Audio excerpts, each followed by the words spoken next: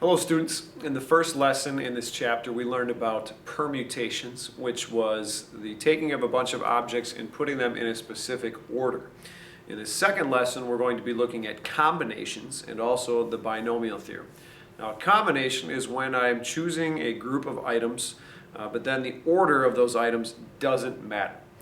In our first example we're going to look at the menu from the Castlewood restaurant in Sturtevant, Wisconsin, one of my personal favorite places to go eat breakfast. The Castlewood has a build-your-own omelet on the breakfast menu. And we're going to say that we are allowed to have exactly 2 vegetarian ingredients and 1 meat ingredient from the following list of choices. How many different types of omelets can you order? Well, the question to ask yourself is this: does order matter in this situation? And the answer in this case would be no. Because if you're making an omelet, the ingredients are all mixed together in the pan and order doesn't matter. They're all going to come out in the same spot in an omelet. That being the case, I'm not going to use the idea of a permutation like I did in the first lesson. Instead, I'm going to use a combination. So let me show you how this works before we talk about the why. So as I set up this example, I know that in my omelet, I'm going to have a couple of veggie ingredients and a couple of meats, or actually just 1 meat. So as far as the veggies are concerned, I have 1, 2, 3, 4, 5, 6 to choose from, and I'm going to pick out exactly 2 of those options. Now if we were doing a permutation like the first lesson, we'd put a P right there and say, how many ways can I put 2 objects from 6 in a particular order? In this case, we're asking how many ways can I choose 2 of 6 items, regardless of the order. So in this case, this is 6, and then with a big C and a 2. So 2 objects from 6. Now for the meats, I have 4 meats to choose from, and I'm going to choose just 1 of those. So how many different ways can that happen? Then, because these are independent events, I'm going to take the number of veggie combinations times the number of meat combinations, and I'll get the total number of possible omelets that I could order at the Castlewood. Now as far as evaluating each of these expressions, the formula for finding a number of combinations of R objects, this number, taken from a group of n distinct objects, this number, so NCR is equal to n factorial divided by n minus r factorial. And you'll notice that everything up to this point is exactly the same as it was for a permutation. But because a combination, the order doesn't matter, and if I were to say choose these 2 items and have them in this particular order, that wouldn't change it. It's still the same 2 items regardless of order. So that's kind of like having a repeat. When we found repeats in permutations, we divided by some sort of factorial. That's why this R is showing up in our formula for a combination. So permutation formula, but also multiplying by R factorial in the denominator.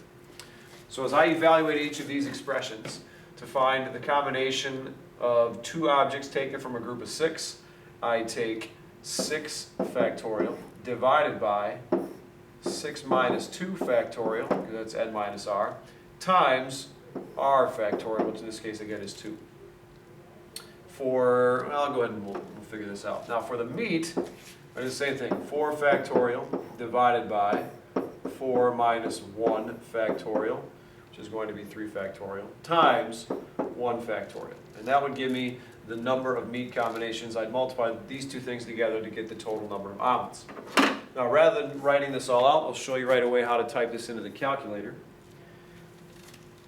So again, if you have a newer operating system, you're going to be able to hit alpha and then F and then F2 to bring up the function command. So if I hit alpha and then F2,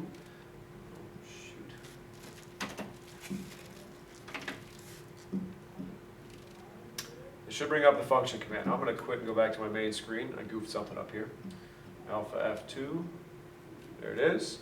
Instead of NPR, which was for permutations, this time we're going to use NCR for combinations. I'll go ahead and choose that feature. Then I type the numbers in that I need. 6, choosing 2. I'll hit enter. I get 15. I'll do the same now. In order to get to the combinations, if you don't have the math functions show up, the other way to get there is by hitting the math key. So I'm going to first type in 4, because that was the number I start with. I go to the math menu, scroll over to probability, choose NCR from the list. It puts 4 as the value of n. Now I fill in the value of r. Well, that was 1. Hit enter to evaluate, and I get 4. So remember, I got 15 for 6C2 and 4 for 4C1. I'll go back here. So I know these two things turn into, this becomes 15, and this becomes 4. And in order to find the total number of omelets, I multiply those two together to get 60 possible omelets that I could order at the Castlewood. Now in our next example, my JV girls basketball team last year had 10 players on it.